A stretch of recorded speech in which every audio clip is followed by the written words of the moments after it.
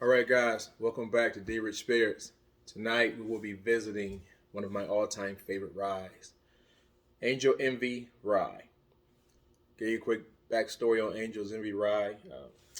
Wes Henderson started Angel's Envy, I think 2011. He brought his father out of retirement to help him with the brand. His father was Lincoln Henderson. Lincoln Henderson is responsible, or better yet, the master distiller for Woodford Reserve, Gentleman's Jack, and Jack Daniel's Single Barrel. So he is a legend in the game in Kentucky and the Bourbon World period. Um, so he gladly came out of retirement to help his son with Angel's Envy. The original Angel's Envy was, of course, it's a port cask, right? Port wine is what they use to finish their bourbons. His son then had the bright idea to say, hey, I want to do a Caribbean cask. Caribbean cask, as you know, is a bourbon, scotch, or whatever mixed in a rum barrel. But he kept coming up short, just wasn't right. Every attempt, it was good, but just not right. Leave it up to his father. So his father then comes out of retirement, finds the perfect cask for him. Caribbean rum barrel, XO rum at that. That used to be a cognac barrel, which then gave off the perfect flavor and the perfect profile they were looking for. And hence we are today, the Angel's Envy Rye. Angel's Envy Rye is 100 proof, 50% ABV. It's pretty solid right there. So mash bill is 95% rye, 5% malted barley. On the nose, it's a very sweet nose. Very sweet, sugary, dessert-like. It is a pecan pie. Whether you like pecan pie or not, you know that the filling of the pecan pie, that really, really rich, sugary gel substance, that's what this is. That's what I'm getting. A pecan pie and Boston baked beans. Remember the candy Boston baked beans? The sweet, yeah, all that. Oh, it's a beautiful nose. You're getting vanilla. It's not floral. Floral is not the word. It's just very sweet. If I had to use one different word, one main word, it would be sweet. It's a lot of different type of sweetness in there. Maple syrup, brown sugar, maybe like a glazed honey. Oh, it's beautiful. Let's go on the palate. See what we're doing here.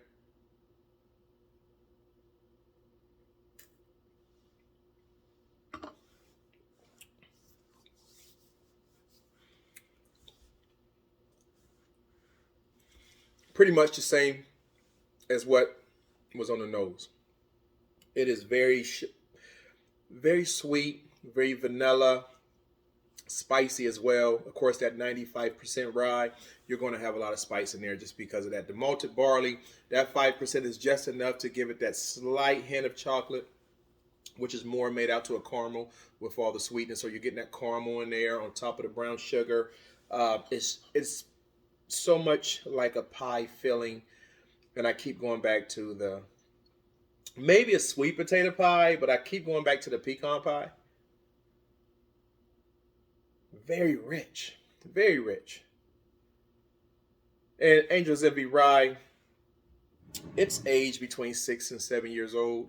Uh, it's going to sit in those casks for a minimum of 18 months to soak up as much juice as possible. And you have to think it's soaking up that Caribbean rum. It's an XO Caribbean rum at that. It's soaking up some of that cognac that was in there before that. And the complexity of bringing all three of those together is what we're getting right here, right? And this is a masterpiece. The only thing, I've always been a huge fan of Angel's Envy Rye. I did think the price hike about 3, 4 years ago when they went to $100 a bottle. I thought that was a bit much. There's some beautiful ryes out there, some very good ryes for a lot less. But like you said, you can't really judge a whiskey on the dollar amount. It can't. I mean, it could definitely add in, but what's $20 to me is not $20 to you. So you can't count the next man's pocket. But I would love to see this back at 75. That was many years ago, but that's the sweet spot for this one right here. So you have to take that into consideration. But other than that, it is a phenomenal rye whiskey. It's even hard to call it a rye, in my opinion. I could, it's a very good nightcap. You're sitting back, relaxing. You got a full belly, maybe even got a cigar in hand, and you sip on this right here.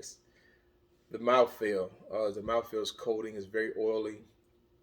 Uh, I like it. Like I said, I've been a long time fan of it.